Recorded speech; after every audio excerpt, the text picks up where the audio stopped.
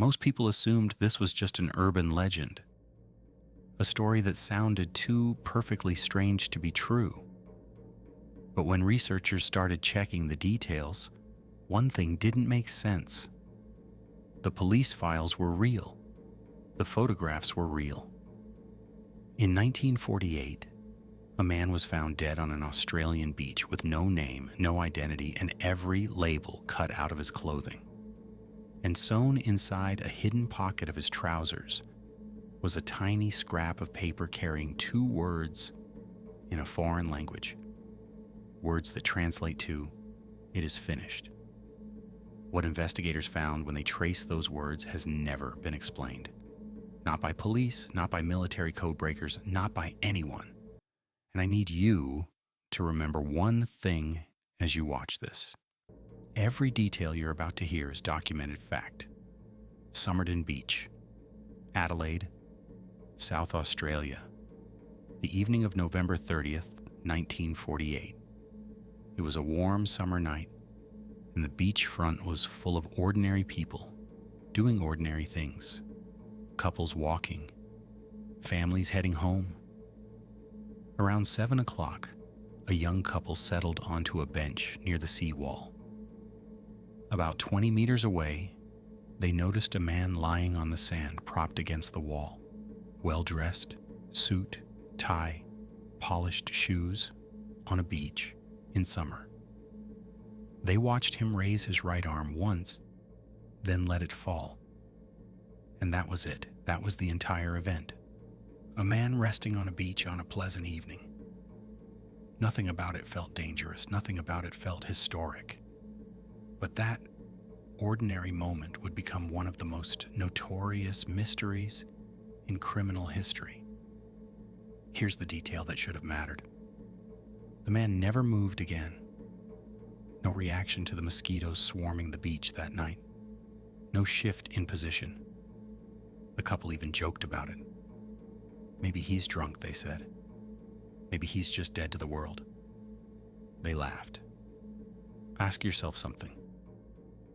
How many times have you walked past a stranger and assumed everything was fine because it was easier than checking?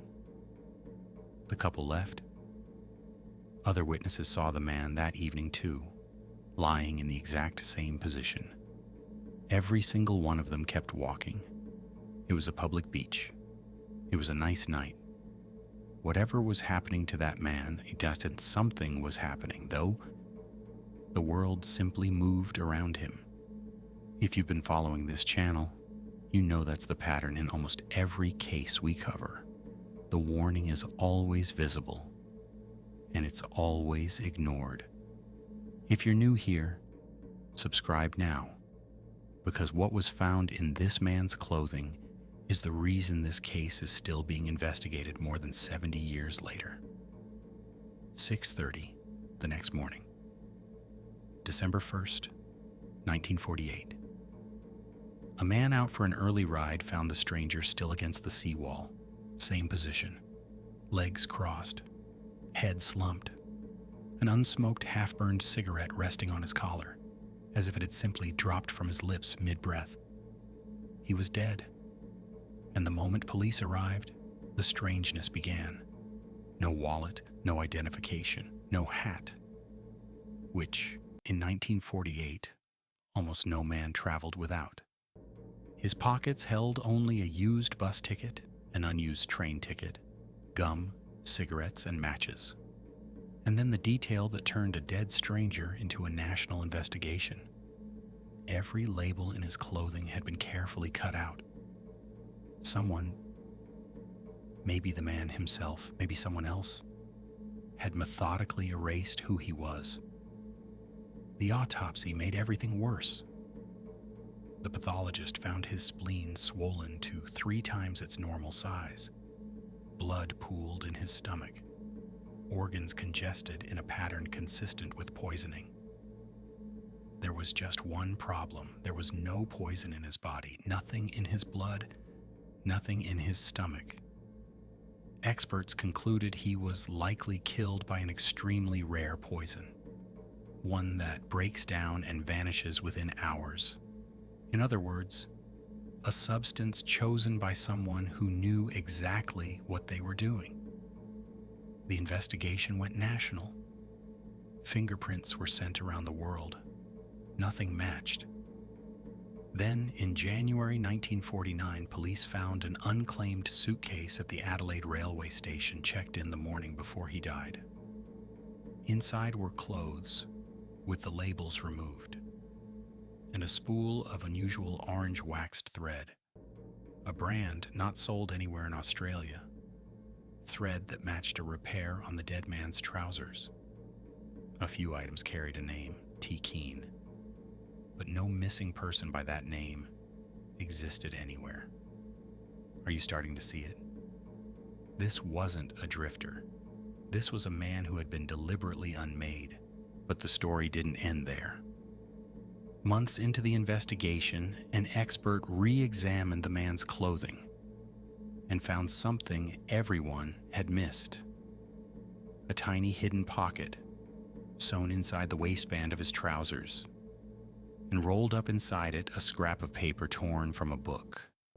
Printed on it were 2 words, Tamam Shud.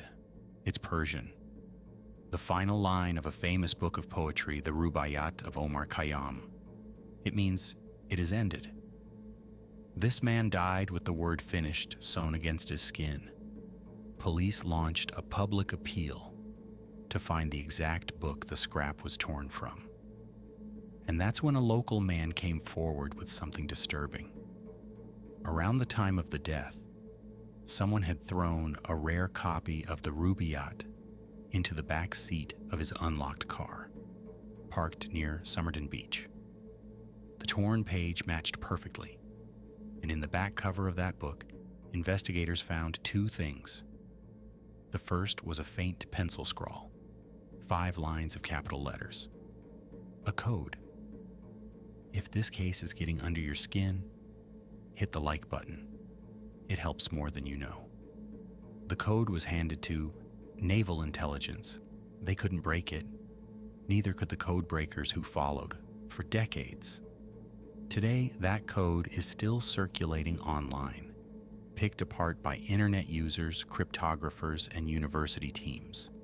It has never been solved. The second thing was a phone number, unlisted. It belonged to a nurse who lived 400 meters from where the body was found. Police showed her a plaster cast of the dead man's face. Witnesses said she looked like she was about to faint. Then she denied knowing him. She admitted she'd once given a copy of the Rubaiyat to a soldier during the war. But when police tracked that soldier down, he was alive, and his copy was intact. The nurse took whatever she knew to her grave. The theories exploded: a Cold War spy, silenced near sensitive military sites, a poisoned lover, a man erased by someone or by himself. For 70 years, he was buried under a headstone reading only, "The Unknown Man." Then came the twist. In 2022, researchers using DNA from the exhumed body and genealogy records announced a name: Carl Webb, an engineer from Melbourne who had quietly vanished from his own life. After 7 decades, the unknown man allegedly had a face and a family. But here's what should keep you up tonight. Knowing his name answered nothing. Why were his labels removed? What poison killed him? And what do 5 lines of pencil in a book of Persian poetry actually say? The code remains unbroken to this day. So tell me in the comments, was Carl Webb a spy, a heartbroken man, or something we don't have a word for yet? Because if a secret sewn into a dead man's clothes disturbed you, wait until you hear about the plane passenger who was found dead holding a note written in a language that doesn't exist. That story is on your screen right now.